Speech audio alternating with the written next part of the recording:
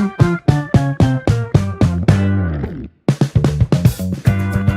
हिंद दोस्तों, आज हम स्टार्ट करने वाले हैं एक नए चैप्टर के साथ जिसका नाम है security market indexes.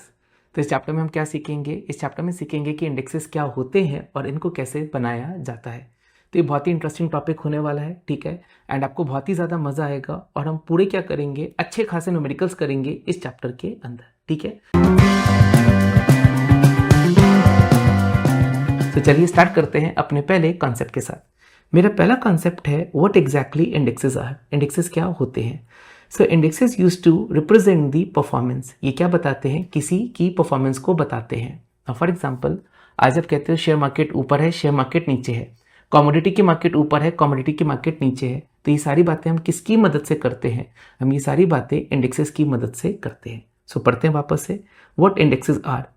Indexes use to represent performance. ये किसकी परफॉर्मेंस को बताते हैं? They used to represent performance of a asset class. So what is the meaning of asset class? अगर आपको ये देखना है, इक्विटी ने क्या कमा के दिया, रियल स्टेट ने क्या कमा के दिया, कॉमोडिटी ने क्या कमा के दिया, इनको क्या बोलते हैं? इनको कहा जाता है एसेट क्लास। तो ये एसेट क्लास की परफॉर्मेंस को बताते हैं। फिर ये परफॉर्मेंस बताते हैं सिक्योरिटी मार्केट। सिक्योरिटी मार्केट का मतलब है ब्रॉडर मार्केट की परफॉर्मेंस को बताते हैं। फॉर एग्जाम्पल, अगर आज मैं आपसे बात करूं, हमारे यहाँ दो स्टॉक एक्सचेंजेस हैं, एक का नाम है एनएससी, एक का नाम है बीएससी। नाउ एनएससी के ऊपर कितने स्टॉक्स लिस्टेड हैं? 2400 प्लस बीएससी के ऊपर अराउंड 5400 स्टॉक्स लिस्टेड हैं। तो क्या है? ये पूरा पॉपुलेशन सेट है। अब आपको ये बताना है शेयर मार्केट ऊपर है या नीचे है। अब हम क्या करेंगे, एक सैंपल लेंगे। एनएससी के सैंपल का नाम है निफ्टी 50। निफ्टी 50 का मतलब क्या है? इस निफ्टी के अंदर कितने स्टॉक्स हैं? 50 स्टॉक्स हैं। ये क्या कर रहे हैं? पूरी की पूरी इंडियन इकोनॉमी के बारे में या पूरी की पूरी इंडियन शेयर बाजार के बारे में बोल रहे हैं, ऊपर है या नीचे है। सेम वाइज बीएससी का है सेंसेक्स 30। सेंसेक्स 30 का मतलब क्या है? सेंसेक्स के अंदर कितने स्टॉक्स हैं? 30 स्टॉक्स हैं। ये क्या कर रहे हैं? पूरे के पूरे शेयर बाजार को रिप्रेजेंट कर रहे हैं। सो इंडेक्सेस क्या करते हैं? इंडेक्सेस एसेट क्लास की परफॉर्मेंस को भी बताते हैं, सिक्योरिटी मार्केट की परफॉर्मेंस को भी बोलते हैं। सिक्योरिटी मार्केट का मतलब है ब्रॉडर मार्केट। ना ब्रॉडर मार्केट हमारी कंट्री में कौन कौन से हो गए? That is going to be Nifty 50, that is going to be Sensex 30। Same wise अगर आज मैं बात करूं यूएसए की, तो यूएसए में एक ब्रॉडर मार्केट इंडेक्स है जिसका नाम है S&P 500, स्टैंडर्ड पुअर 500। उसके अंदर कितने स्टॉक्स हैं? उसके अंदर 500 स्टॉक्स हैं। वो क्या कर रहे हैं? पूरे के पूरे यूएस इक्विटी मार्केट को रिप्रेजेंट कर रहे हैं। फिर वर्ड आता है segment of a market. Segment of a market का मतलब होता है एक मार्केट का पार्ट। फॉर एग्जाम्पल, आपको ये देखना है बैंकिंग स्टॉक्स कैसा कर रहे हैं, आईटी स्टॉक्स कैसा कर रहे हैं। तो यहाँ पे एग्जाम्पल्स क्या आ जाते हैं? That is going to be Nifty bank, Nifty IT, Nifty auto. ये किसकी परफॉर्मेंस को बताते हैं? ये सेगमेंट ऑफ अ परफॉर्मेंस को बताते हैं। So what indexes tell? Indexes 3 तरीके की परफॉर्मेंस बताते हैं। Performance of different asset class, equity ने कितना कमा के दिया, रियल स्टेट ने कितना कमा के दिया। फिर segment of a market, broader market ने क्या कमा के दिया। इसके एग्जाम्पल हो गए निफ्टी बैंक, इसके एग्जाम्पल हो गए निफ्टी 50, सेंसेक्स 30। फिर आता है segment of a market, market के हिस्से ने क्या कमा के दिया। इसको क्या बोलते हैं? Nifty bank, Nifty auto, Nifty IT. फिर सवाल आता है इन्हें कैसे बनाया जाता है? They are constructed as portfolio of individual stocks, और इन इंडिविजुअल स्टॉक्स को कहा जाता है कॉन्स्टिट्यूएंट। नाउ इस लाइन का मतलब क्या है? निफ्टी 50 को आप ऐसा मानिए एक टीम की तरह है। इस टीम के अंदर कितने खिलाड़ी हैं? इस टीम के अंदर 50 खिलाड़ी हैं। उन 50 खिलाड़ी को क्या कहा गया है? That is going to be constituent. Now for example, India में हमारी पॉपुलेशन है 100 करोड़ प्लस। हम 100 करोड़ प्लस की पॉपुलेशन है, लेकिन आज वर्ल्ड कप हो रहा है या कोई क्रिकेट का मैच हो रहा है, तो उस टीम के अंदर कितने प्लेयर हैं? उस टीम के अंदर 11 प्लेयर हैं। ये 11 प्लेयर क्या है बेटा? These are known as constituents. ये क्या कर रहे हैं? पूरे के पूरे इंडिया को रिप्रेजेंट कर रहे हैं। सेम वाइज निफ्टी के अंदर कितने स्टॉक्स हैं? 50 स्टॉक्स हैं। इन 50 स्टॉक्स को क्या कहा गया है? इन 50 स्टॉक्स को कॉन्स्टिट्यूएंट्स कहा गया है। हम आगे पढ़ेंगे। लॉजिकली सोचिए, टीम इंडिया में 11 खिलाड़ी हैं। कुछ खिलाड़ी कभी गंदा खेलेंगे या कुछ खिलाड़ियों की कभी एज हो जाएगी। फॉर एग्जाम्पल विराट धोनी, क्या उन 11 खिलाड़ियों को चेंज करा जाता है? Answer is yes. जिसकी एज हो गई, जिसकी फॉर्म चली गई, हम उन खिलाड़ियों को निकाल देंगे और नए खिलाड़ियों को डाल देंगे। फॉर एग्जाम्पल पहले कपिल देव होते थे, कभी धोनी होते थे, कभी सचिन होते थे, I there not a part of team India. क्यों? इधर उनकी एज हो गई है या उनकी फॉर्म चली गई है ना। मैं काउंटर इज, यहाँ पे भी क्या होगा, यहाँ पे भी अदला बदली होगी। जो लोग गंदा परफॉर्म करेंगे उन्हें इंडेक्सेस से निकाल देंगे, जो लोग अच्छा परफॉर्म करेंगे उन्हें इंडेक्सेस में डाल देंगे। इस कॉन्सेप्ट का क्या नाम है? रिकॉन्स्टिट्यूशन। ये हम आगे भी पढ़ेंगे, ठीक है। सो मैं कंक्लूड करना चाहता हूँ अपने पहले कॉन्सेप्ट के साथ। What indexes are? They used to tell the performance of a asset class, they used to tell a performance of a security market, they used to tell a performance of a segment of a market. How they are constructed? They are constructed as portfolio of individual stocks और इनको क्या कहा जाता है? इनको कहा जाता है constituents.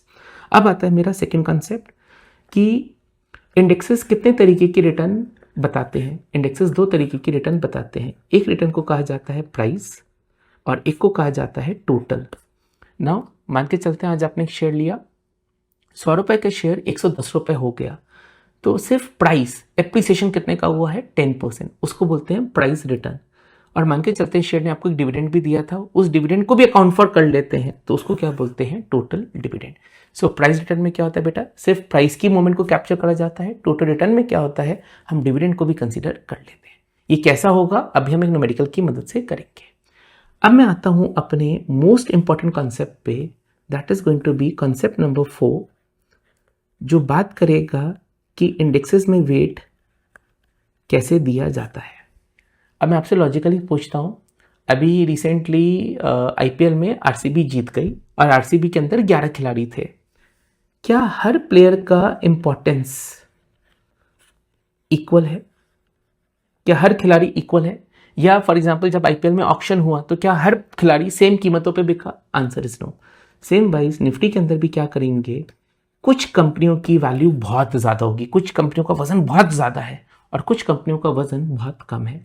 तो हमें ये देखना है ये वेट कैसे डिसाइड करे जाते हैं। सो वेट के कितने सिस्टम हैं? आपको 5 सिस्टम याद करने हैं। पहला सिस्टम होगा प्राइस, दूसरा सिस्टम होगा इक्वल, तीसरा सिस्टम होगा मार्केट कैप, फोर्थ सिस्टम होगा free float for market cap, sorry free float market cap, and मेरा लास्ट होगा that is going to be fundamental weight. तो मैं करूंगा क्या, इन 5 वेट सिस्टम के ऊपर आपको एक सवाल कराऊंगा और फिर फाइनली कंक्लूड करूंगा कि निफ्टी में वेट सिस्टम हम कौन सा फॉलो करते हैं, ठीक है। सो एक बार देख लेते हैं। ये मेरा बेटा निफ्टी का है, निफ्टी का फैक्ट शीट है। सो निफ्टी के अंदर कितने खिलाड़ी हैं? 50 कंपनीज हैं। ये 50 कंपनी क्या करती हैं? ओवरऑल इंडिया को रिप्रेजेंट करती हैं। फिर देखिए यहाँ पे 2 तरीके की रिटर्न है, एक रिटर्न है प्राइस रिटर्न, एक रिटर्न है टोटल रिटर्न। निफ्टी जब से बना है प्राइस रिटर्न कितने का रहा है? 10% का। इसमें अगर डिविडेंड को इंक्लूड कर दूं तो टोटल रिटर्न कितने का है? That is going to be 12.38। Then इसके अंदर कितने कॉन्स्टिट्यूएंट्स हैं? इसके अंदर 50 खिलाड़ी हैं। कौन सा वेट सिस्टम होता है अभी हम थोड़ी देर में पढ़ेंगे, ठीक है। चलिए स्टार्ट करते हैं अपने वेट सिस्टम के साथ। अब मेरा पहला वेट सिस्टम है प्राइस। प्राइस का मतलब है अब हमें वजन किसके अकॉर्डिंग देना है? कीमतों के अकॉर्डिंग देना है। अब मैं आपसे एक सवाल करता हूं, एक स्टॉक है रिलायंस और एक स्टॉक है एमआरएफ। ये 2 स्टॉक्स हैं।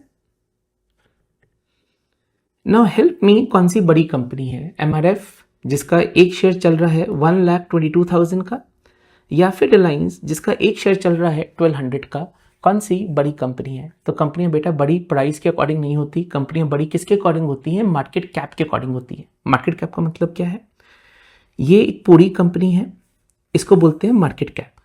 तो रिलायंस का जो पाए है वो बहुत बड़ा है, बहुत बड़ा पाए है, बहुत बड़ी कंपनी है, 20 लाख करोड़ की कंपनी है, लेकिन इसके टुकड़े बहुत ज़्यादा कर दिए गए हैं, इसके बहुत ज़्यादा हिस्से कर दिए गए हैं, तो हर हिस्से की कीमत बहुत कम है, दैट इज 1200।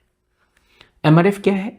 एमआरएफ एक छोटा सा पिज्जा है, एक छोटा सा पाए है, लेकिन उसके टुकड़े बहुत कम करे गए हैं, जिसकी वजह से एक टुकड़ा बहुत बड़ा है और वो टुकड़ा कितने का है? 1,22,000 का।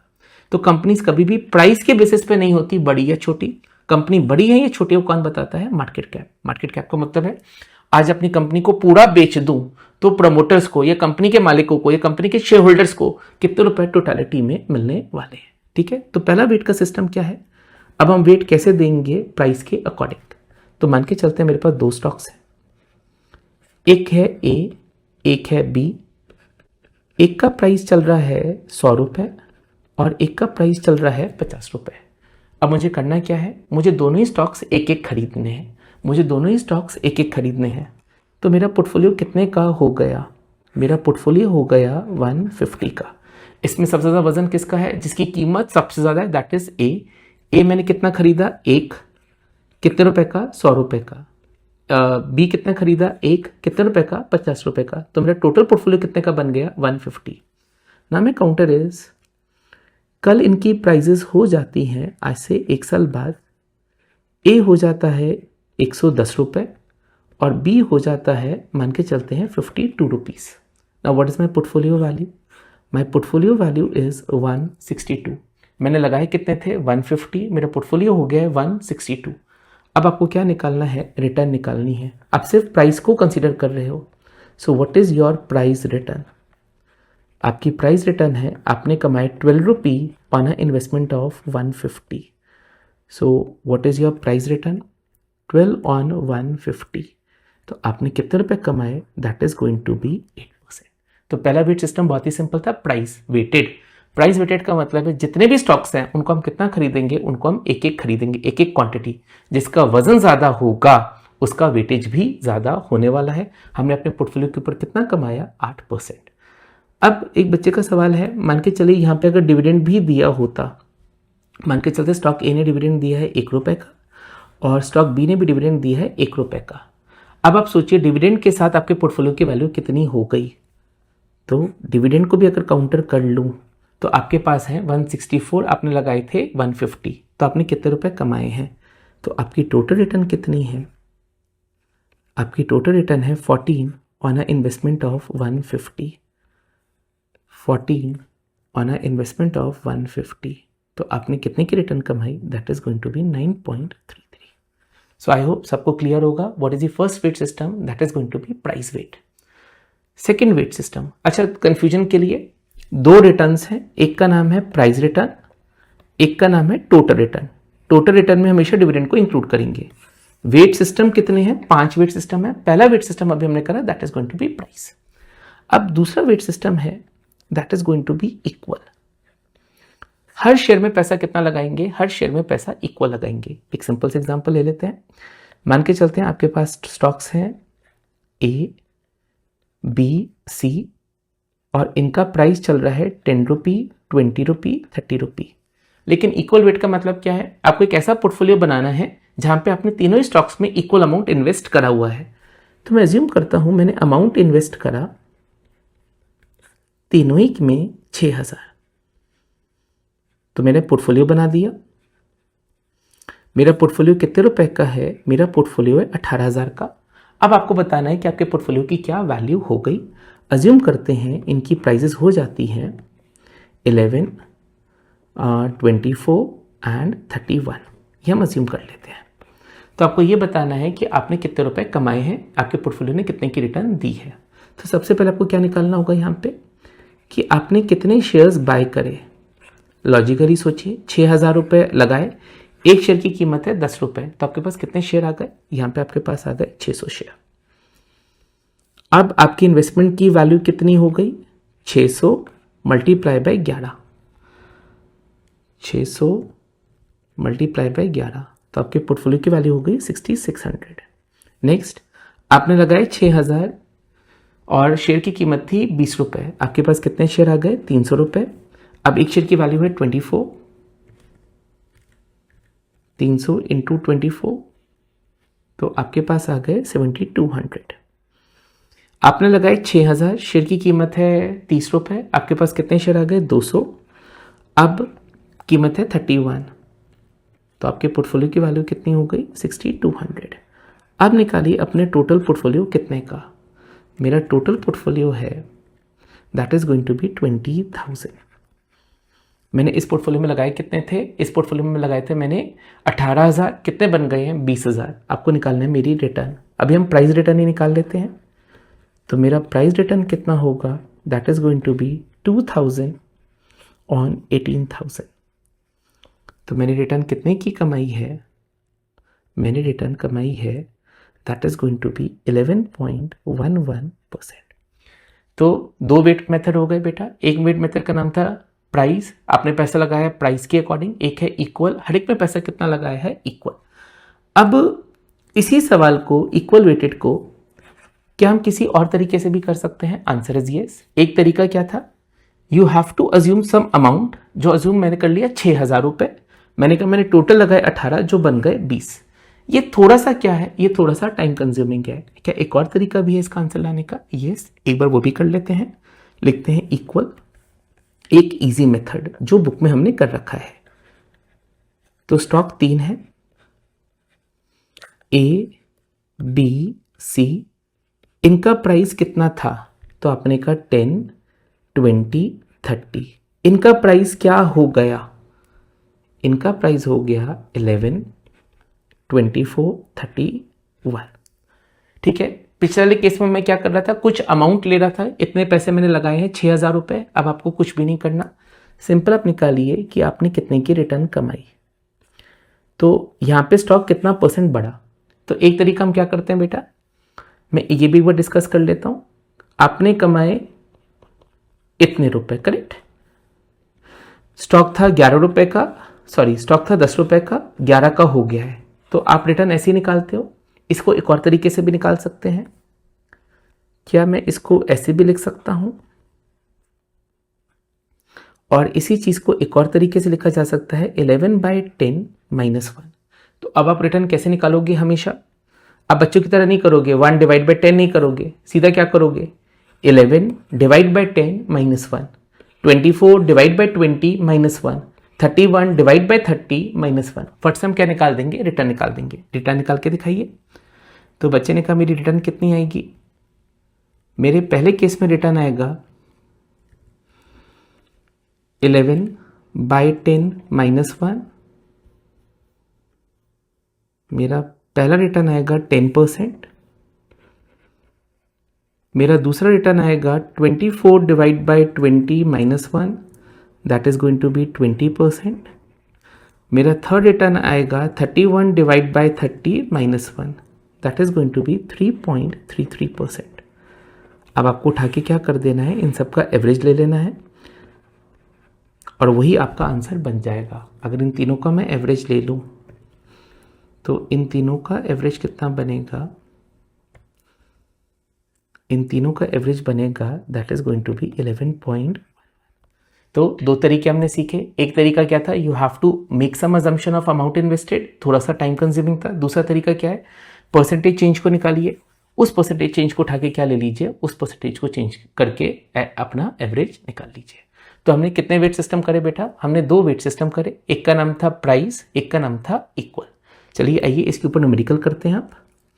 Now if I go to my notes, और ये नोट्स बेटा मैं आपको यूट्यूब पे नीचे आपको इसका गूगल ड्राइव का लिंक भी दे दूंगा, ठीक है। अब आपको करना क्या है, it's a equal weight, it's a equal weight, और आपको कौन सी रिटर्न निकालनी है, प्राइस रिटर्न निकालनी है। अगर प्राइस रिटर्न निकालनी है तो डिविडेंड को इग्नोर कर दीजिए, हम सिर्फ क्या कंसीडर करेंगे, प्राइसेस को कंसीडर करेंगे। इसको मैं दोनों मेथड से कराना चाहता हूं। शेयर की कीमत थी 10, 20, 30, तो हम क्या अज्यूम करेंगे, एक equal amount, that amount could be 6,000। तो एक उस तरीके से करेंगे। दूसरा आंसर कैसे निकालेंगे, परसेंटेज चेंज निकालेंगे, उठा के क्या कर देंगे, एवरेज कर देंगे। तो करते हैं क्वेश्चन नंबर 1।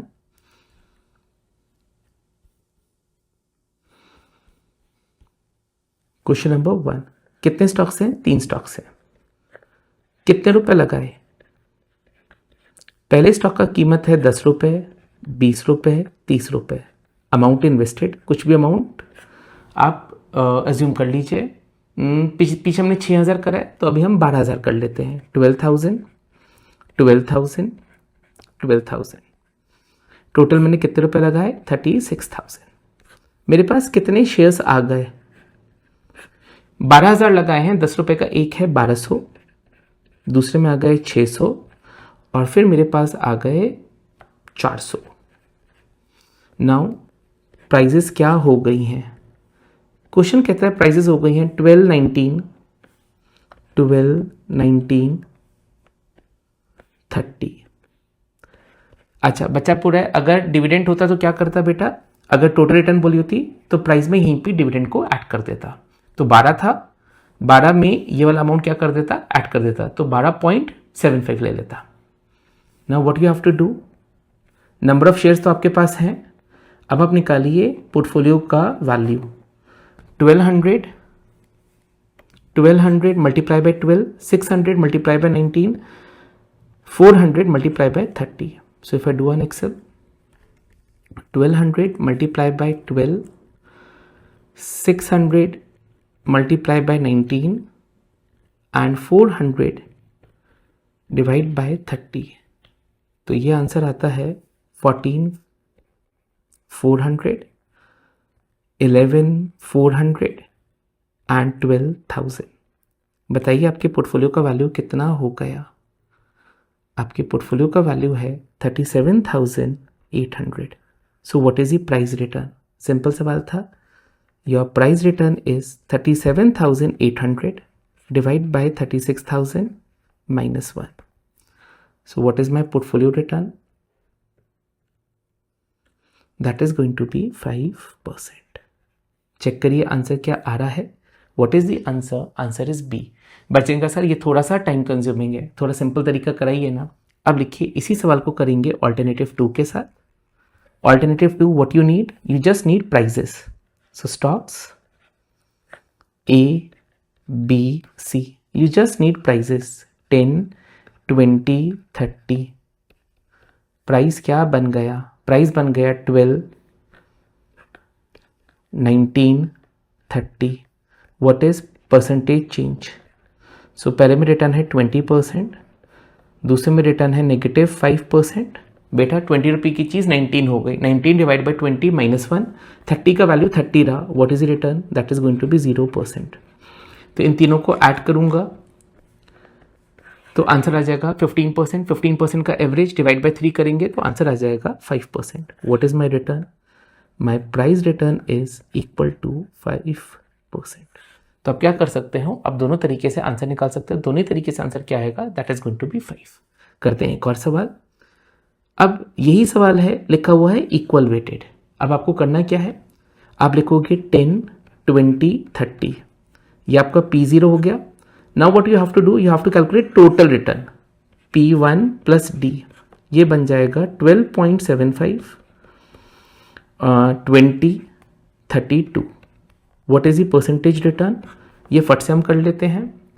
यहाँ पे आपका रिटर्न है 27.5, दूसरे में 20 का वैल्यू 20 रहा 0%, तीसरे में 32 हो गया है, 32 डिवाइड बाय 30 माइनस 1।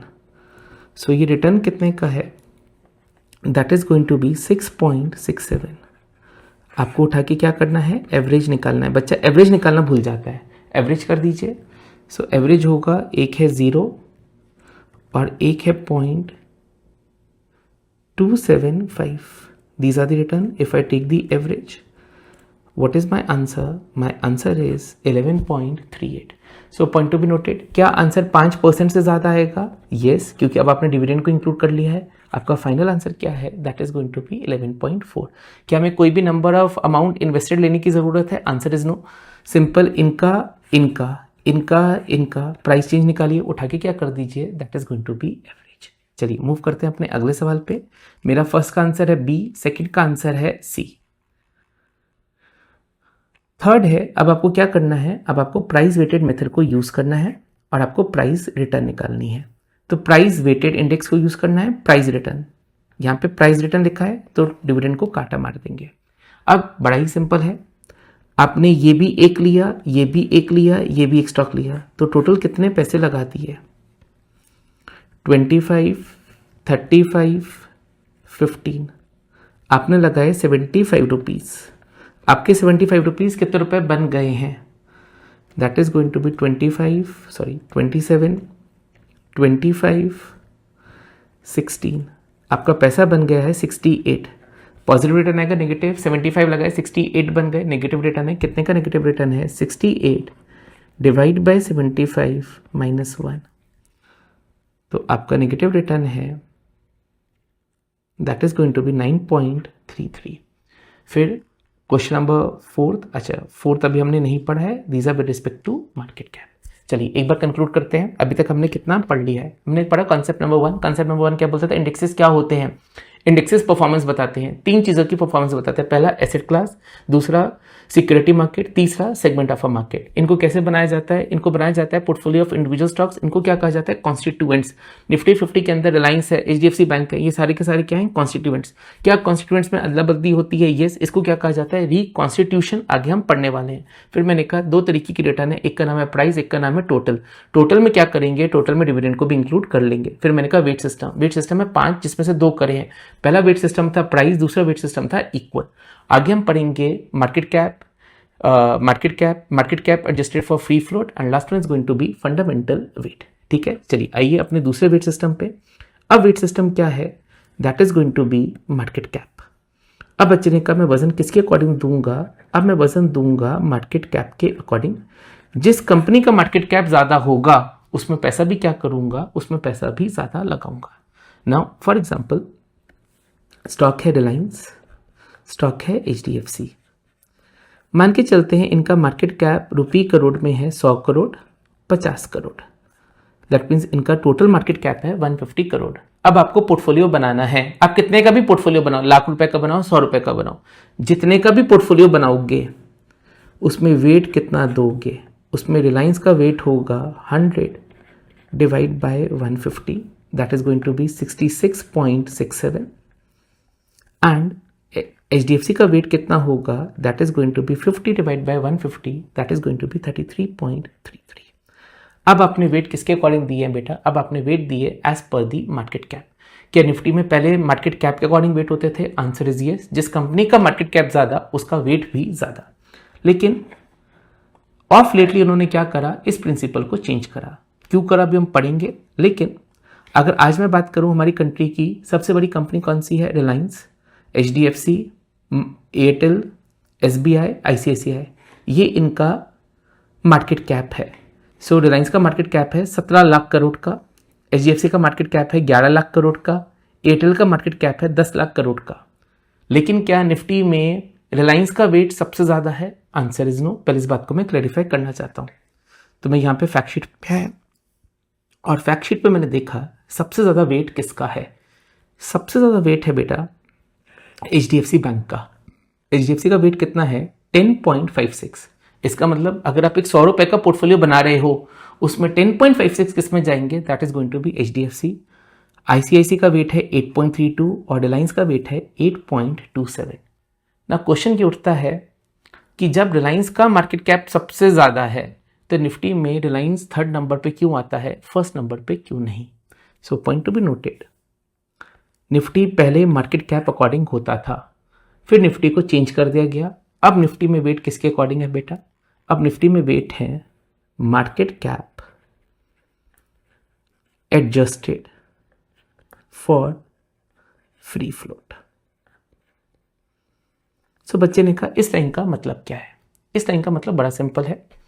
मैं जैसे ही नाम लेता हूं रिलायंस, ठीक है, रिलायंस, और मैं एक वर्ड यूज करना चाहता हूं प्रमोटर। प्रमोटर का मतलब होता है मालिक। और मान के चलते इसका मार्केट कैप है 100 करोड़। तो जैसे मैंने नाम लिया रिलायंस, प्रमोटर। प्रमोटर कौन है, मालिक कौन है? आपके माइंड में किमेज आती होगी। आपके नाम माइंड में आता है मुकेश अंबानी। सेम वाइज मैं टीसीएस नाम लेता हूं तो आपके नाम माइंड में आता है ये कंपनी किसकी है? टाटास की है। दैट मीन्स प्रमोटर की इस कंपनी में कितनी ओनरशिप है? 51%। ठीक है, प्रमोटर की असली में रिलायंस में प्रमोटर्स की ओनरशिप कितनी है? 51%। पूरी कंपनी में मुकेश अंबानी का हिस्सा कितना है? 51%। तो सवाल बड़ा सिंपल है, पब्लिक के पास कितना है? पब्लिक के पास है 49%। अब हम बोलेंगे market cap adjusted for free float. इसका मतलब है कि पब्लिक के पास कितनी % हिस्सेदारी है। इसका एडजस्टेड मार्केट कैप 100 करोड़ नहीं बोलेंगे, इसको एडजस्ट करेंगे। इसका एडजस्टेड मार्केट कैप कितना आ जाता है? 100 crore multiply by 0.49, that is going to be 49 crore. अब दूसरे नंबर पे हमारी कंपनी थी एचडीएफसी। इस केस में मान लेते हैं एचडीएफसी का भी मार्केट कैप 100 करोड़ है। अब मैं आपसे बड़ा प्यारा सवाल पूछता हूं, जैसे ही मैं नाम लेता हूं एचडीएफसी, कौन है मालिक? मैं कोटक महिंद्रा बैंक बोलता हूं, उदय कोटक जी का नाम आ जाता है। टीसीएस लेता हूं तो टाटास का नाम आ जाता है। अदानी बोलता हूं तो गौतम अदानी का नाम आ जाता है। रिलायंस बोलते हैं तो मुकेश अंबानी जी का नाम आ जाता है। Who is the owner of HDFC? Now HDFC के जो प्रोमोटर हैं दैट इज दीपक पारेख। दीपक पारेख जी की कंपनी में ownership that is less than I think 2%। That means 98% किसके पास है? 98% से भी ज्यादा किसके पास है? पब्लिक के पास है। It's a professionally run company.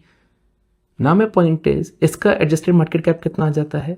That is going to be 98 crore. Reliance का कितना है? रिलायंस का 49 करोड़ आता है, जिसकी वजह से रिलायंस का वेट क्या हो जाता है? कम हो जाता है, और एचडीएफसी का वेट क्या हो जाता है? ज्यादा हो जाता है। सो निफ्टी में एक मिथ है, लोगों को लगता है वेट किसके अकॉर्डिंग है? मार्केट कैप के अकॉर्डिंग है।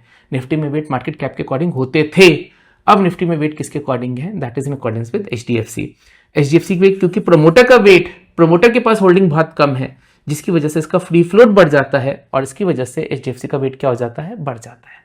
सेम अगर मैं बात करूं आईसीआईसीआई बैंक, कोई प्रमोटर माइंड में आ रहा है कि कंपनी इसकी होगी? Again it's a professionally managed company. यहाँ पे पब्लिक की होल्डिंग बहुत ज्यादा है। जैसे ही पब्लिक की होल्डिंग बहुत ज्यादा है, आईसीआईसीआई बैंक का भी क्या हो जाता है? फ्री फ्लोट मार्केट कैप ज्यादा हो जाता है रिलायंस से, जिसकी वजह से नंबर 1 पे कौन है? That is going to be HDFC. Number 2 पे कौन है? That is going to be ICICI. और थर्ड नंबर पे कौन आ जाता है? That is going to be Reliance. So एक बार मैं आपको फैक्ट शीट पढ़ाना चाहता हूँ बेटा, ये जरूरी है ताकि आपको पता हो। एक बार पढ़ते हैं। What exactly Nifty 50 is? It is a well diversified 50 companies reflecting overall market condition. Then it is computed using free float market cap. Free float market cap का मतलब क्या है? इसमें जो प्रोमोटर की होल्डिंग है उसको हमने क्या कर दिया है? उसको हमने माइनस कर दिया है। ठीक है, तो हमने 2 वेट सिस्टम और पढ़े। एक वेट सिस्टम हमने पढ़ा मार्केट कैप, और एक वेट सिस्टम हमने पढ़ा adjusted free float market cap. अब मैं क्या करूंगा बेटा, इसके ऊपर भी आपको एक एग्जांपल करा देता हूं। आइए अपने नोट्स के ऊपर। अब आपको कौन सा मेथड को फॉलो करना है?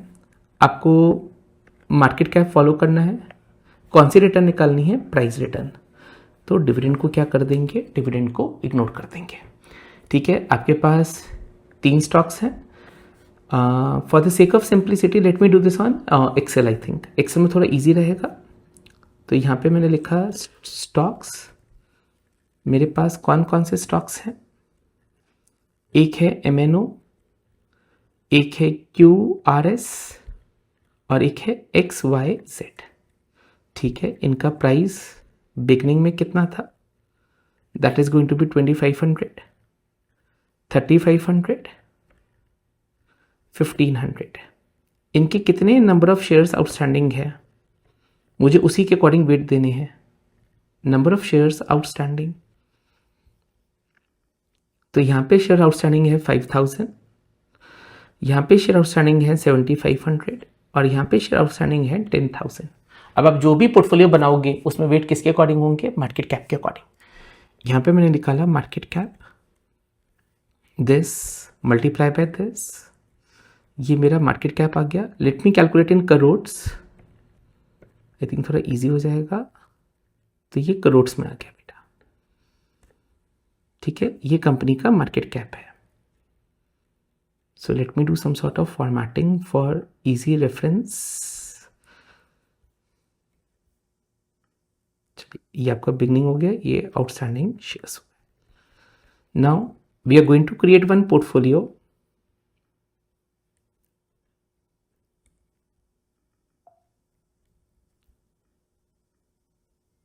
परफेक्ट है, चलिए। Now we are going to create one portfolio. मान के चलिए वो पोर्टफोलियो कितने रुपए का है? वो पोर्टफोलियो है 5375। इस पोर्टफोलियो में 1250 का क्या होगा? पहला स्टॉक होगा। 2625 का क्या होगा? दूसरा स्टॉक होगा। 1500 का क्या होगा? तीसरा स्टॉक होगा। नाम है पॉइंट इज, अब कीमतें कितनी हो गई एंड में? प्राइस हो गया है 2700, 2500, 1600। Now what is my revise portfolio या रिवाइज मार्केट कैप, या मार्केट कैप एंड में कितना हो गया है? Now share outstanding, revise price in terms of crore. अब मेरे पोर्टफोलियो का वैल्यू है 4.825। पहले मेरे पोर्टफोलियो का वैल्यू था 5.375, मेरा पोर्टफोलियो बढ़ गया है घट गया है? सो बच्चे ने कहा आपके पोर्टफोलियो घट गया है, what is my price return? So my price return is this divide by this -1. So what is my price return in percentage terms? That is going to be negative 10.23. So what is the correct answer? Correct answer is B. Nifty पहले wait किसके according होते थे? Market cap के according होते थे.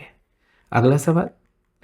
अब इसी सवाल में आपको क्या करना था? टोटल रिटर्न निकालनी है. बिल्कुल आइडेंटिकल सवाल है. ये देखिए सब कुछ आइडेंटिकल है, सिर्फ टोटल रिटर्न निकालनी है. टोटल रिटर्न निकालनी है तो प्राइस में कितना ऐड कर देंगे? डिविडेंड. पहले प्राइस थी 2700, अब आप क्या ले लोगे? 2700 plus 100, 2500 plus 150, 1600 plus 100. So what is my revised price? This will be 2800. This will be 2650 and this will be 1700. अब आपके पोर्टफोलियो की वैल्यू कितनी थी? 5.375. अब आपके पोर्टफोलियो की वैल्यू है 5.088. तो अब आपकी रिटर्न कितने की है? That is going to be negative. That is going to be negative 5.35. सो बेटा हमने मेथड कौन सा सीखा? One is market cap and one is adjusted for free float market cap.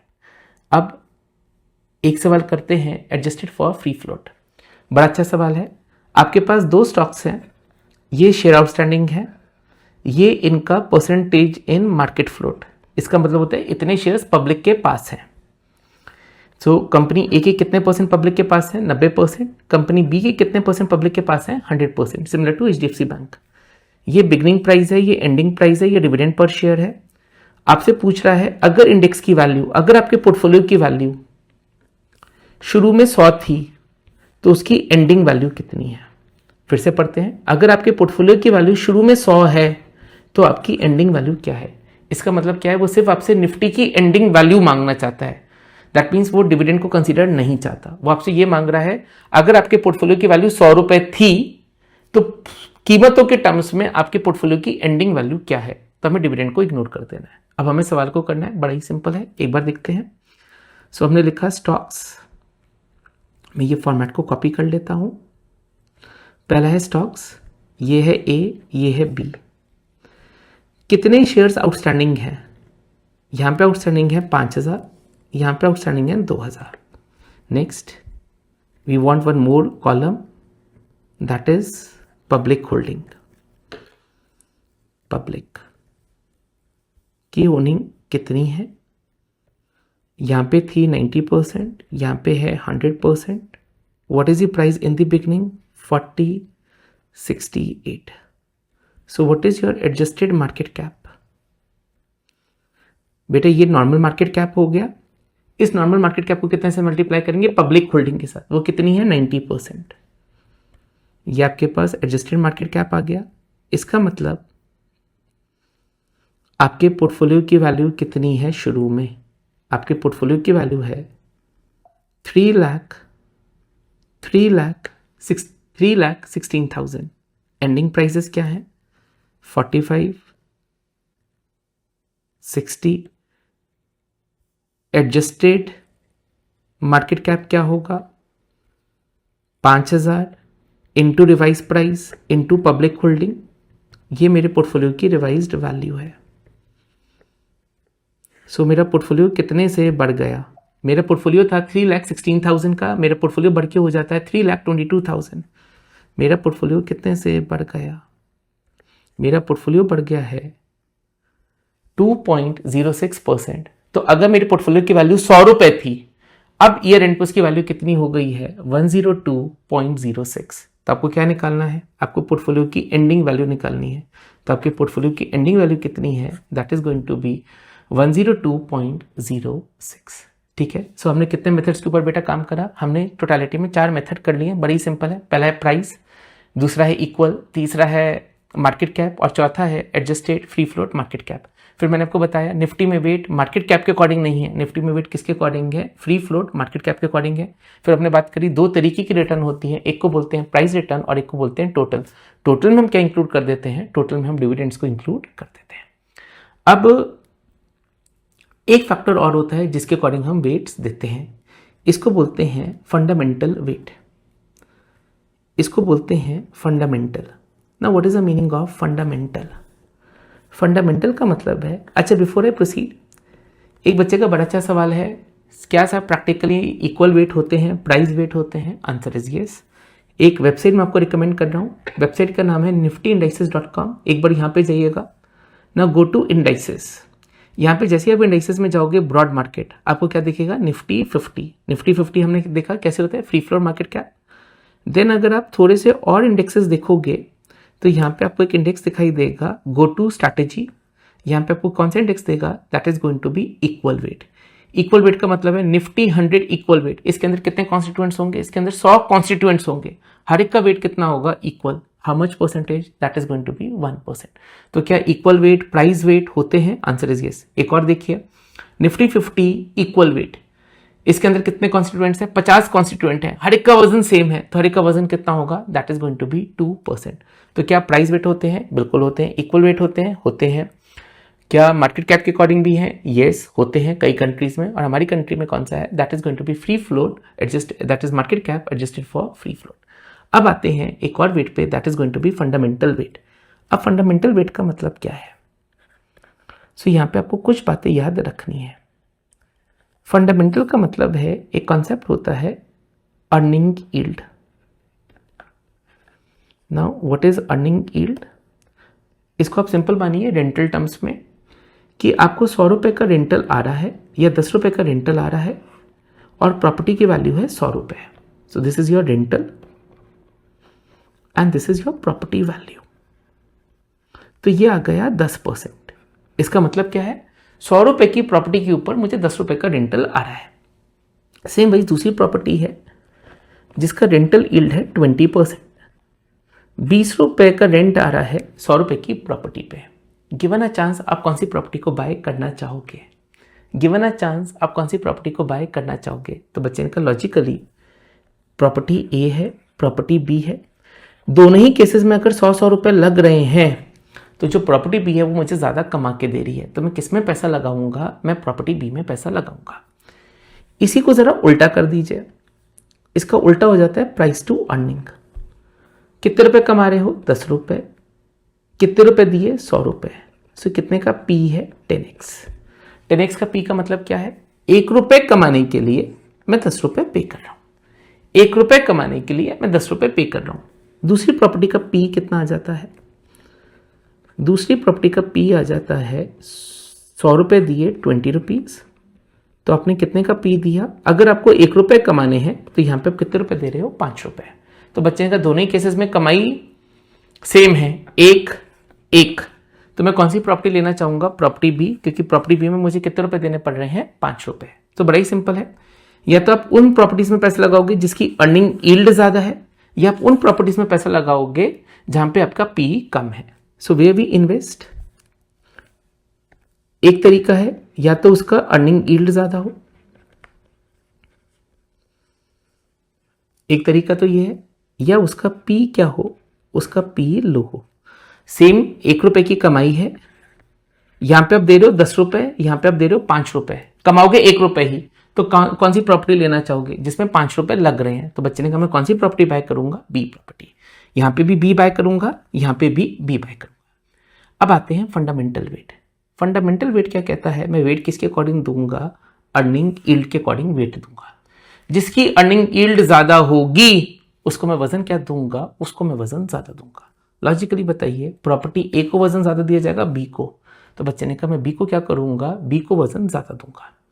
अब लॉजिकली सोचिए, बहुत सारे लोग क्या करेंगे, धीरे धीरे क्या होगा? मान के चलते हैं बी की कीमतें बहुत बढ़ने लग गई, उसका रेंटल अभी भी 20 रुपए है, किराया अभी भी 20 रुपए है, लेकिन धीरे धीरे इसकी कीमतें बढ़ने लग गई और मान के चलते इसकी कीमत हो गई 300 रुपए। ऐसा ज्यूम कर लेते हैं, आज 100 रुपए की थी, 300 की कीमतें हो गई। अब इसका अर्निंग यील्ड कितना हो गया? अब इसका अर्निंग यील्ड है 220 रुपए ऑन 300। अब इसका अर्निंग यील्ड है 6% और दूसरी वाली प्रॉपर्टी का अर्निंग यील्ड है 10%। अब आप किसको वजन ज्यादा देना चाहोगे? अब बच्चे ने कहा मैं वजन देना चाहूंगा ए को ज्यादा। पहले मैं किसको वजन देना चाहता था? बी को ज्यादा, बट बी की कीमतें अगर बढ़ गई हैं, अब मैं वजन किसको ज्यादा देना चाहूंगा? ए को। तो फंडामेंटल में वेट्स किसके अकॉर्डिंग है? सो पहला पॉइंट, फंडामेंटल में वेट्स होते हैं अर्निंग यील्ड के अकॉर्डिंग, जिसका अर्निंग यील्ड ज़्यादा होगा उसका वेट ज़्यादा होगा, पहला बात। दूसरा, यहाँ पे इंपॉर्टेंट वर्ड याद रखना है, that is going to be contrarian effect, ये आपको याद रखना है। Now what is the meaning of contrarian? Contrarian का मतलब है अगर आपका मार्केट कैप बढ़ गया और बहुत बढ़ गया, आगे जाके आपका वजन क्या हो जाएगा, आगे जाके आपका वजन कम हो जाएगा। अब इसको कंपेयर करते हैं मार्केट कैप के साथ।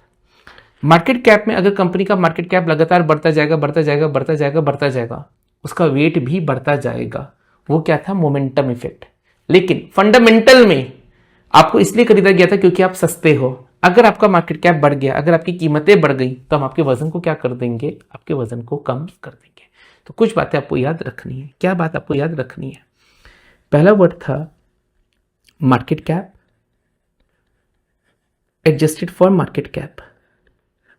यहां पे अगर आपका मार्केट कैप बढ़ेगा तो क्या आपका वेट भी बढ़ेगा? Answer is yes. इसको बोलते हैं मोमेंटम।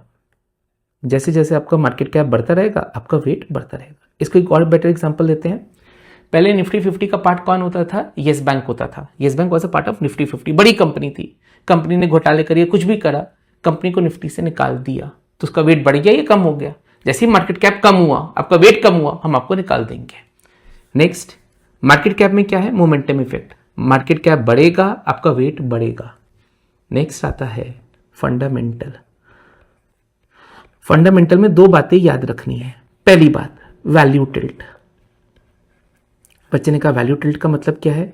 उन स्टॉक्स का वजन ज्यादा है जो सस्ते हैं। Point number 2, contrarian effect. ये याद रखना है। कॉन्ट्रेरियन इफेक्ट का मतलब है अगर आपकी कीमतें बढ़ी तो आपका वजन क्या हो जाएगा? आपका वजन कम हो जाएगा। ठीक है। सो मैंने कितने वजन आपको सिखाए बेटा? मैंने आपको 5 वेट सिस्टम सिखाए। पहला was price, second was equal, third was your market cap, fourth was market cap adjusted for free float, and fifth one that is going to be fundamental weight. कुछ बातें आपको प्राइस में भी याद रखनी है बेटा, ये मैं भी करा दूंगा। प्राइस में लिखिए divisor needs adjustment for stock split. ये लाइन आपको याद रखनी है, इसका मतलब क्या भी कराऊंगा। एंड इक्वल में भी एक वर्ड याद रखना है, it needs most frequent rebalancing. ये वर्ड आपको याद रखने हैं। ठीक है, इनका मतलब क्या अभी हम पढ़ेंगे। एक बार मैं रिवाइज करा देता हूं। मार्केट कैप में क्या वर्ड याद रखेंगे? Momentum effect. फंडामेंटल में क्या वर्ड रखेंगे? Contrarian effect. प्राइस में क्या वर्ड याद रखेंगे? Divisor needs adjustment for stock split. Equal में वर्ड क्या रखेंगे? It needs most frequent rebalancing. अब बच्चन का आप कहना क्या चाहते हो? अब आते हैं एक बार एक इंडेक्स पे जिसका नाम है निफ्टी 50 इक्वल वेट। अगर निफ्टी 50 इक्वल वेट है, इसके अंदर 50 खिलाड़ी हैं, 100 रुपए लगाए हैं, तो हर एक का वेट कितना होना चाहिए? 2%। एक बार मैंने यहां पे क्लिक करा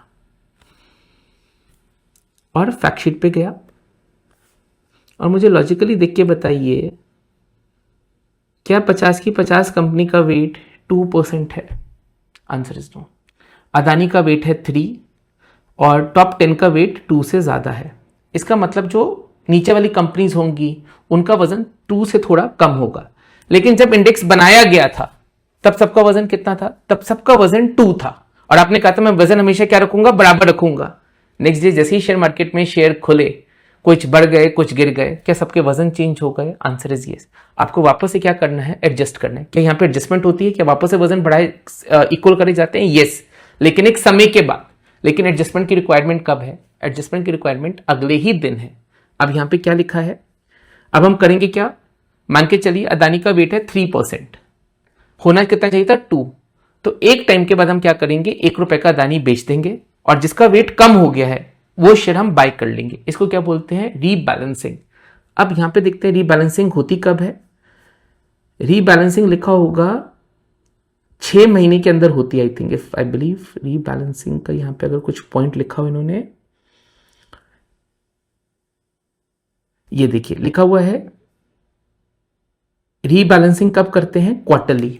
लेकिन रीबैलेंसिंग की रिक्वायरमेंट पड़ती कब है, रीबैलेंसिंग की रिक्वायरमेंट पड़ जाती है अगले दिन, क्योंकि जैसे ही मार्केट खुलेगी शेयर ऊपर नीचे होंगे, उनके वजन क्या हो जाएंगे, चेंज। आपने क्या कहा था, वजन क्या रखूंगा, इक्वल। तो किस में रीबैलेंसिंग की रिक्वायरमेंट सबसे ज्यादा है, that is going to be equal weight. अब सवाल उठता है सर इस पॉइंट का मतलब क्या है जो आपने समझाया है, डिवाइजर नीड्स एडजस्टमेंट। तो ये मैं एक न्यूमेरिकल की मदद से समझाना चाहूंगा।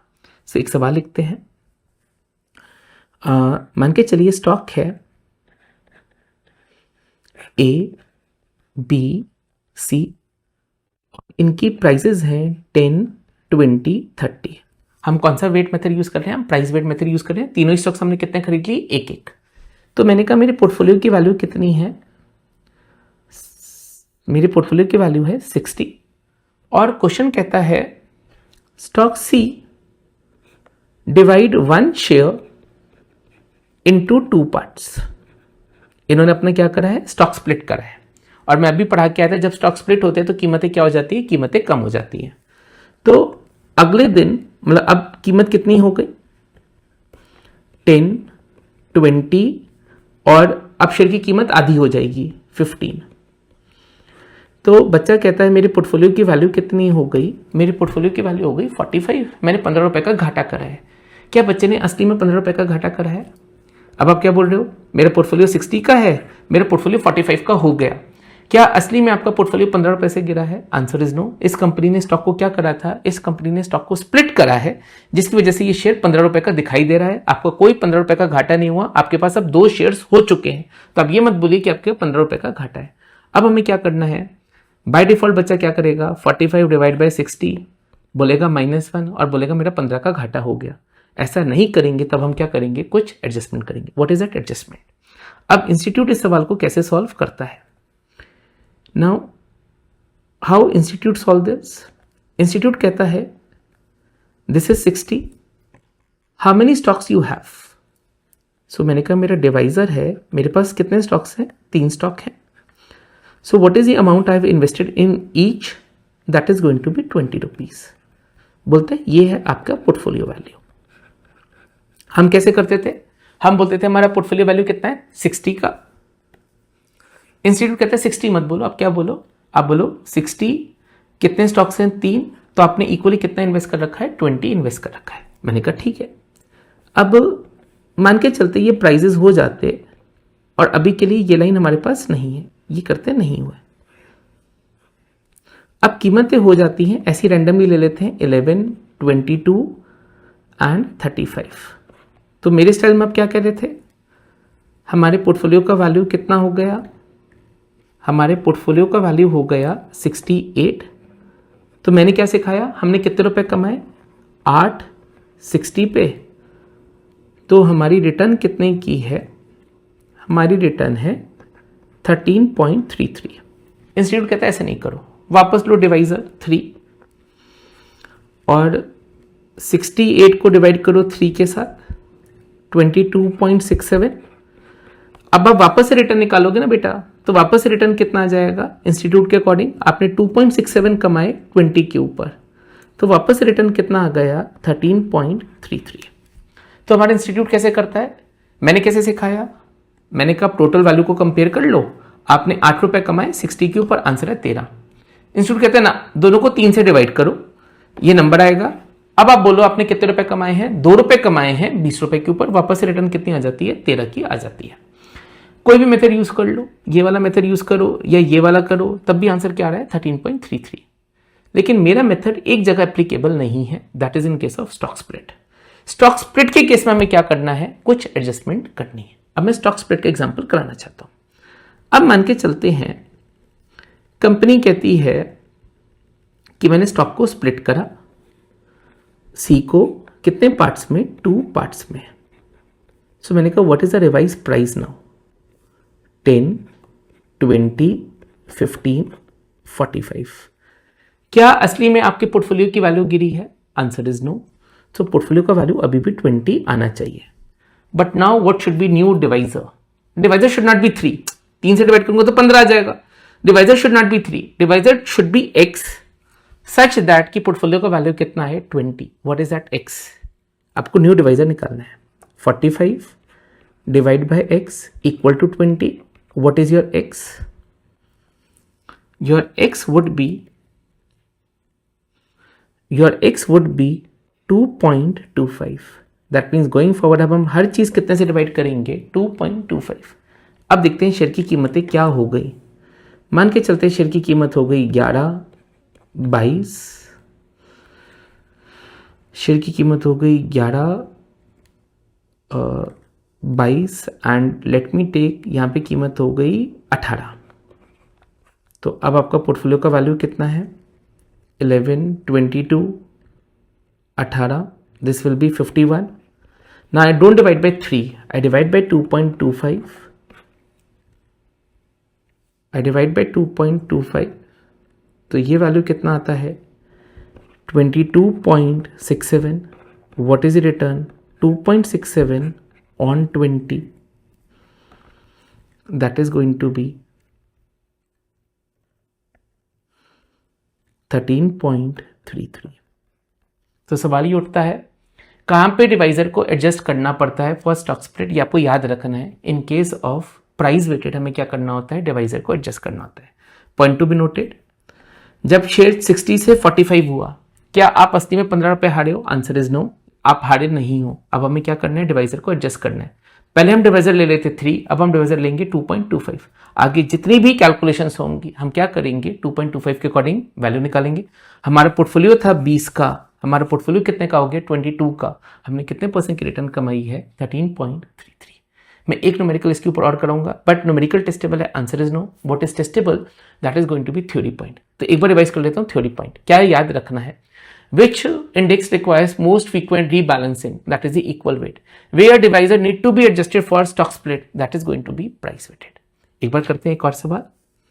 अब आपको करना है क्वेश्चन नंबर 8। कीमतें हैं 10, 20, 60, ठीक है। Company Z split 3 stocks, 1 stock into 3 parts. आपको वैल्यू ऑफ इंडेक्स निकालना है। अब वैल्यू ऑफ इंडेक्स मेरे मेथड से नहीं आ सकता। वैल्यू ऑफ इंडेक्स आपको कौन से मेथड से निकालना पड़ेगा? इंस्टीट्यूट के मेथड से ही निकालना पड़ेगा। वैल्यू ऑफ इंडेक्स का मतलब है वो आपसे कौन सी वैल्यू मांग रहा है?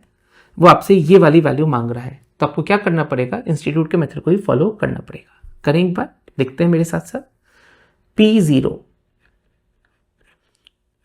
20, 10, 20, 60। तो मैंने कहा मेरा पोर्टफोलियो का वैल्यू कितना है? मैंने कितने रुपए इन्वेस्ट करे? 90. My divisor is 3. So what is my average value? My average value is 30. पहला काम। फिर इस वाली कंपनी ने क्या करा है? स्टॉक को स्प्लिट करा है 3 पार्टों में, डिवाइड करा है। So what is device P0? 10, 20। अगर आप अपने 3 हिस्सों में डिवाइड करोगे तो शेयर की कीमत कितनी हो जाएगी? 20। डिवाइस वाली आ जाएगी 50। पोर्टफोलियो को अभी भी वैल्यू आना चाहिए 30। What should be new divisor? New divisor should be 50 divide by 30. New divisor is 1.6667. अब यही डिवाइजर को हम यूज करेंगे।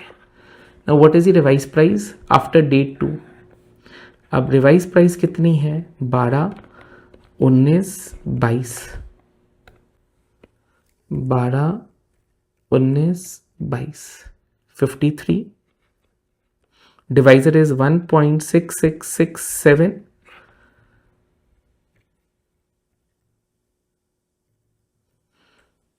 तो आंसर कितना आ गया? That is going to be 31.79। What is the answer? Answer is A. मेरे तरीके से हम क्या बोलते थे? मेरा वाला तरीका भी सिंपल था। मैं बोलता था 50 रुपये लगाए थे वो 53 बन गए हैं। 50 रुपये लगाए 53 बन गए हैं, लेकिन वो आपसे ये वैल्यू नहीं मांग रहा, वो आपसे रिटर्न नहीं मांग रहा, वो आपसे इंडेक्स की वैल्यू मांग रहा है। तो इंडेक्स की वैल्यू कितनी है? That is going to be 31.79। Simple return मांगी होती तो मेरे वाले तरीके से आप क्या कर लेते हैं? आप बोलते रिटर्न कितने का है? 3 रुपए का रिटर्न है 50 रुपए के ऊपर, तो ये रिटर्न कितना आ जाता? ये रिटर्न आ जाता 6% का।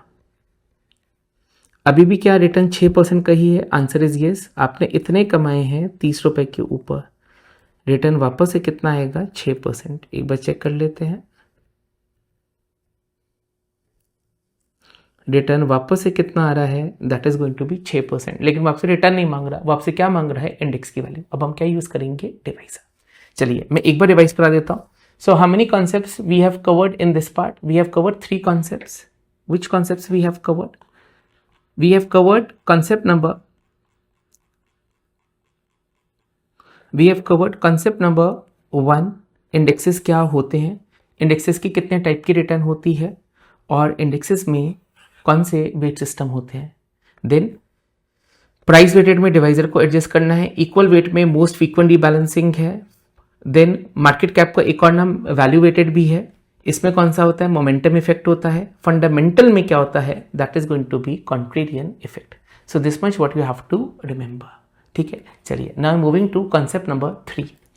इंडेक्सेस बनाने के लिए आपको क्या क्या डिसीजंस लेने पड़ते हैं, what is the first decision. Now for example आपने कहा मुझे एक ऐसा इंडेक्स बनाना है जो पूरे के पूरे इंडिया की परफॉर्मेंस को बताए। सो आपने क्या बोला, the target the index will measure. आपने क्या कहा, मुझे एक ऐसा इंडेक्स बनाना है जो पूरे के पूरे इंडिया की शेयर मार्केट को रिप्रेजेंट करे। या फिर आपने कहा मुझे एक ऐसा इंडेक्स बनाना है जो किसकी परफॉर्मेंस को बताए, जो बैंकिंग स्टॉक्स की परफॉर्मेंस को बताए। What is your step number 1, your step 1 is the target market the index will compute. ये आपको पहला डिसीजन लेना है कि आप किसकी परफॉर्मेंस को निकालना चाहते हो, आप बैंकिंग स्टॉक्स की परफॉर्मेंस को निकालना चाहते हो, आईटी की, या पूरे इंडिया की।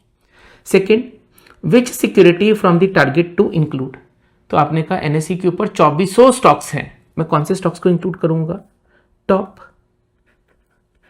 50 stocks as per free float market cap. आपने क्या कहा, मैं सारे स्टॉक्स को नहीं लूंगा, मैं कौन से स्टॉक्स को लूंगा जिनका free float market cap top 50 में आता है। कौन सा वेट सिस्टम आप लेने वाले हो, तो आपने कहा free float market cap would be my weight system. फिर अगला सवाल लेना है, how frequent to rebalance and how frequent to reconstitute. Generally NSC BSC के केस में या निफ्टी के केस में रिकॉन्स्टिट्यूशन कब होती है, हर 6 महीने के अंदर रिकॉन्स्टिट्यूशन होती है। नाउ फॉर एग्जांपल, पहले येस बैंक बहुत अच्छी कंपनी थी, निफ्टी का पार्ट था, आंसर इज येस, निफ्टी का पार्ट था। Over the period of time company ने गंदा परफॉर्म करा, क्या हम येस बैंक को निफ्टी से निकाल देंगे, येस, इसको बोलते हैं रिकॉन्स्टिट्यूशन। रिकॉन्स्टिट्यूशन कब होती है, हर 6 महीने के अंदर हम रिकॉन्स्टिट्यूशन कर देते हैं। नेक्स्ट, पहले एक स्टॉक होता था जिसका नाम होता था इंडिया बुल्स हाउसिंग फाइनेंस, बहुत अच्छी कंपनी होती थी, क्या निफ्टी का पार्ट था, आंसर इज यस, कंपनी ने गंदा परफॉर्म करा, निफ्टी से निकाल दिया। Over the period of time Adani enterprise ने अच्छा परफॉर्म करा, जोमैटो ने या इटर्नल ने अच्छा परफॉर्म करा, हम इसको क्या कर देते हैं, इंक्लूड कर देते हैं। इस कॉन्सेप्ट को क्या बोलते हैं, रिकॉन्स्टिट्यूशन। तो क्या डिसीजन लेते हैं, पहला किस मार्केट को आप कंप्यूट करना चाहते हो, नेक्स्ट कौन सी सिक्योरिटीज को आपको इंक्लूड करना है, आपने कहा 50, थर्ड कौन सा आपका वेट सिस्टम है, फोर्थ कितना फ्रीक्वेंटली आपको रीबैलेंस और रिकॉन्स्टिट्यूशन करना है। निफ्टी के केस में और सेंसेक्स के केस में हम कब करते हैं, that is going to be at every interval of 6 month. अब मैं आपसे बड़ा प्यारा सवाल पूछना चाहता हूं, निफ्टी के अंदर 50 स्टॉक्स हैं, ठीक है बाबा, क्या मेरे को बता सकते हो कि नेक्स्ट रिकॉन्स्टिट्यूशन में कौन एंटर करेगा और कौन एग्जिट होगा फ्रॉम निफ्टी, क्या ये बता सकते हो?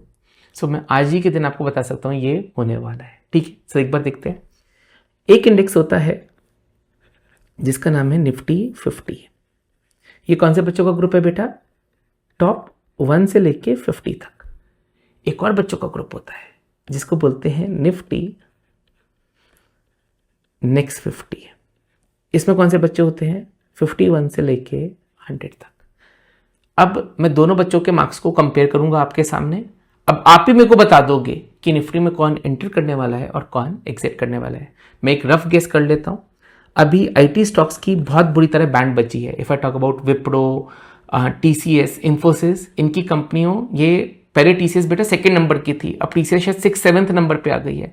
सो IT stocks are bleeding like anything, ठीक है। तो मुझे ऐसा लगता है शायद विप्रो निफ्टी 50 से निकलेगा एंड कोई दूसरा स्टॉक इसकी जगह ले लेगा। तो एक बार देखते हैं बेटा, देखते हैं आप भी गेस कर पाते हो नहीं कर पाते। सो मैं गया and I go to website niftyindices.com और यहाँ पे मैं गया रिपोर्ट्स पे और मैं गया मंथली रिपोर्ट्स पे। Okay, now what you have to click, you have to click the fourth one, इसको आप क्लिक करिए and the moment you will click आपके पास दो एक्सेल आएंगी, एक का नाम है निफ्टी 50, एक का नाम है निफ्टी 50, एक का नाम है निफ्टी नेक्स्ट 50। सो मैंने इसको ओपन करा। Now I have to do some sort of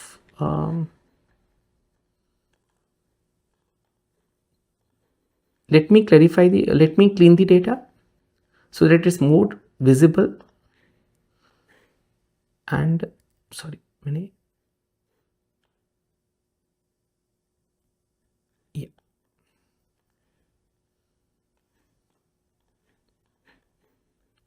ये निफ्टी का डेटा है and let me apply the filter here. चलिए, now which company is on top? So number 1 company है HDFC, नंबर 2 कंपनी है ICICI, number 3 company है Reliance. अगर आप wait देखिए कितना वेट है, 10.56, 8.32, 8.27 और ये इनका क्या है, फ्री फ्लोट मार्केट कैप है। चलिए, अब मैं आ गया बिल्कुल एंड पे। ना एंड पे आती है विप्रो।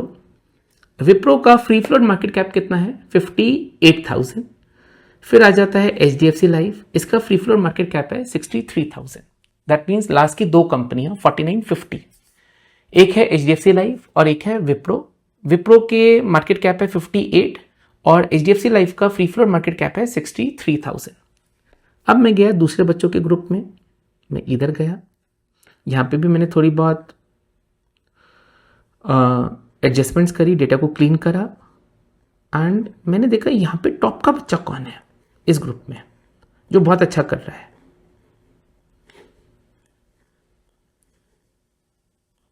तो यहाँ पे जो टॉप का बच्चा है that is Adani power and look into marks of Adani power.